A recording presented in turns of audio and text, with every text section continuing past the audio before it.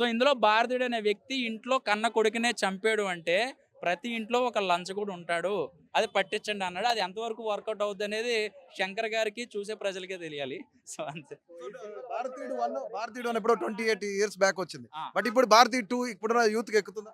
ఇప్పుడున్న యూత్‌కి ఎక్కుద్దంటే ఎక్కచ్చు. ఎందుకంటే మీలాంటి, నాలాంటి వేరే వేరే కామన్ మ్యాన్‌ల కన్నా డబ్బున్నవాళ్ళు చూస్తే ఏమో నిజమేనేమో, నా తండ్రి లంచం తీసుకుంటున్నాడేమో, లేతే ఇలాగా జరుగుతుంది గదా!